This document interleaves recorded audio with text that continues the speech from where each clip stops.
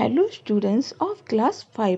ये आप लोगों की हिंदी लिटरेचर की बुक रिमझिम है और आपका 5 चैप्टर है जहाँ चाह वहाँ राह, अर्थात जहाँ किसी काम करने की चाहत होती है वहाँ मंजिल मिल ही जाती है। इस चैप्टर में 26 साल की ईला बताती है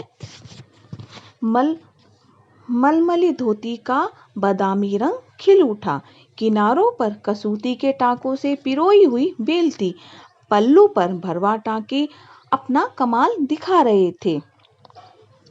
मलमली धोती का जो बादामी रंग उसमें चढ़ा था, धोती पर बादामी रंग चढ़ा था, वो बहुत अच्छा लग रहा था। और धोती के किनारों पर कसूती के टाकों से जो बेल बनी हुई थी, पिरोई हुई बेल बनी थी, वो बहुत सुंदर लग रही थी। पल्लू पर भरवा टाके, पल्लू पर जो धोती के जो आंचल होता है उसे पल्लू बोलते हैं। पल्लू पर भरवा टाके पर अपना कमाल दिखा रहे थे। सुनहरे रूप हले बेल बूटों से जान आ गई थी मलमल में। जो सुनहरे गोल्डन कलर की जो बेलें बना रखी थी उससे तो जान ही आ गई थी मलमल धोती पर। इन बेल बूटों को सजाया था ईला सचानी ने, और जो ये इनको बेल बूटों को सजाया था वो ईला सचानी ने। ईला की हिम्मत की अनूठी मिसाल है। ईला की हिम्मत की एक अनूठी उदाहरण है ये कढ़ाई के नमूने। 26 साल की ईला गुजरात के सूरत जिले में रहती है। उनका बचपन अमरेली जिले के राजकोट गांव में अपने नाना के यहाँ बीता। 26 साल की जो ईला थी वो गुजरात के सूरत जिले में रहती थी और उनका बचपन अमरेली जिले के राजकोट गांव में उनके नाना के यहाँ बीता। सांझ होते ही मोहल्ले के बच्चे घरों से बाहर आ जाते थे। शाम होते ही मोहल्ले के बच्चे घरों से बाहर आ जाते थे। कुछ मिट्टी के आड़ी तिरछी लकीर खींचते थे और क्या करते थे, मिट्टी से आड़ी तिरछी मिट्टी से लकीरें खींचते थे नीचे फर्श पर, और कुछ कनेर के पत्तों से पिटी बजाते थे, और कुछ क्या करते थे, जो कनेर के पत्ते होते थे उससे सीटियां बजाते थे, पिटी बजाते थे। कुछ गिट्टे खेलते थे और कुछ इधर उधर से टूटे फूटे घड़ों के ठीकरे बटोर कर पिट्ठू खेलते थे।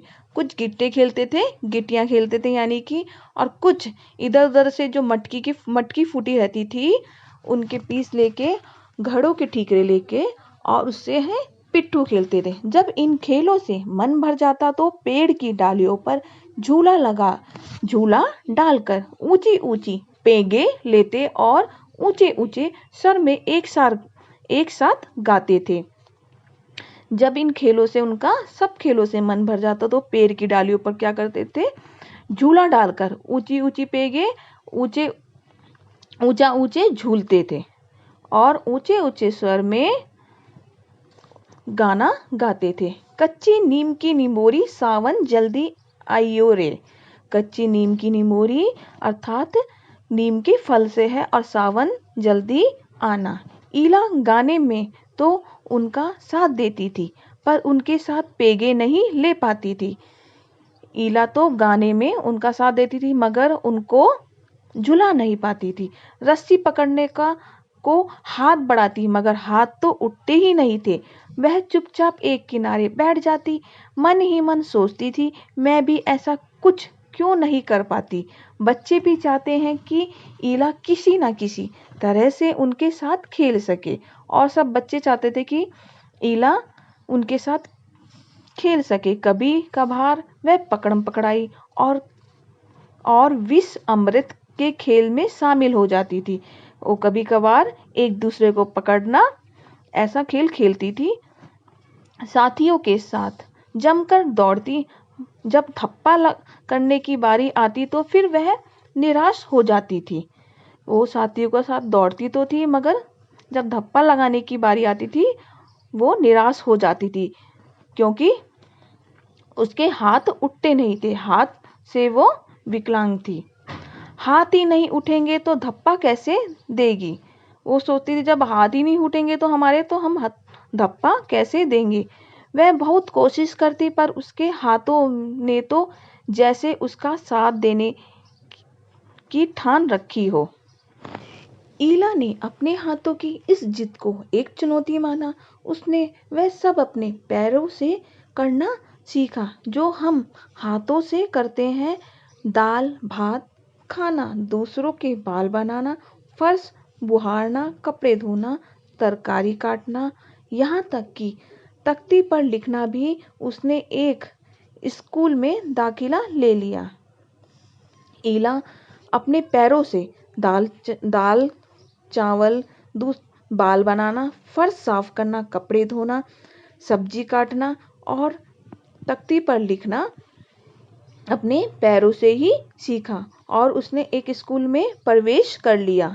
दाखिला मिलने पर भी उसे परेशानी हुई और स्कूल में प्रवेश मिलने पर भी उसे परेशानी बहुत हुई। कहीं तो उसकी सुरक्षा को लेकर चिंता थी, तो कहीं उसके काम करने की गति को लेकर, कहीं तो उसकी सुरक्षा के लिए वो कैसे करेगी या कैसे जाएगी, उसकी सुरक्षा के लिए बहुत चिंता थी। तो कहीं उसके काम के लिए वो काम कैसे कर पाएगी पैरों से किसी काम को, तो वह इतनी फुर्ती से कर जाती कि देखने वाले दंग रह जाते। पर किसी किसी काम में थोड़ी बहुत परेशानी आती ही थी। वह परेशानियों के आगे घुटने टेकने वाली नहीं थी। ईला की तो सामने जितनी भी परेशानी आए, जितनी भी दिक्कत आए, मगर वो अपने घुटने टेकने वाली नहीं थी। उसने 10वीं कक्षा तक पढ़ाई की। वह 10वीं की परीक्षा पास नहीं कर पाई। ईला को यह मालूम ना था कि वह परीक्षा के लिए उसे अतिरिक्त समय नहीं मिल सकता। उसे ऐसे व्यक्ति की सुविधा मिल सकती थी जो परीक्षा के लिए लिखने का काम कर सके। यह जानकारी ईला को समय रहते मिल जाती तो कितना अच्छा रहता। उसे इस बात का दुख था, पर यहाँ आकर सब कुछ खत्म तो नहीं हो जाता ना। उसकी माँ और दादी कसीदाकारी करती थी। वह उन्हें सुई में रेशम पिरोने से लेकर बूटियां उकेरते हुए देखती थी। ना जाने कब उसने कसीदाकारी करने की ठान ली।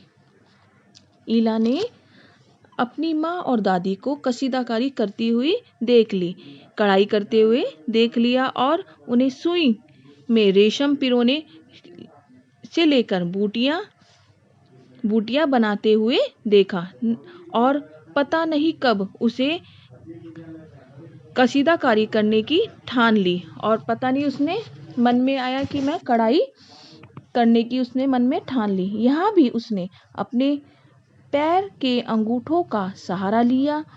दोनों अंगूठों के बीच सुई थामकर कच्चा रेशम पिरोना कोई आसान काम नहीं था, पर कहते हैं ना, जहाँ चाहा वहाँ राह रहा। ईला ने दोनों अंगूठों के बीच सुई थामकर सुई को पकड़कर और कच्चा रेशम पिरोया। कच्चा रेशम सुई में धागा डाला। उसका कोई आसान काम नहीं था, पर कहते हैं जहाँ चाह वहाँ, जहाँ किसी काम की चाहत होती है वहाँ मंजिल मिल ही जाती है। उसके विश्वास और धैर्य ने कुदरत को भी जुटला दिया। 15-16 साल की होते होते ईला कठियावाड़ी कसीदाकारी में माहिर हो चुकी थी।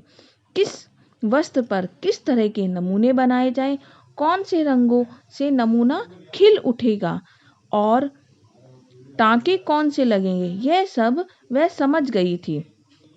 ईला कसीदाकारी में इतनी माहिर हो चुकी थी कि उसको पता चल गया था कि कौन से वस्त्र में, कौन से कपड़े में कौन सा नमूना बनाया जाएगा और कौन से रंगों के टाँके उसमें लगेंगे। उसको सब ये समझ आ गया था। एक समय ऐसा भी आया, अब उसके द्वारा काढ़े गए परिधानों की प्रदर्शनी लगी।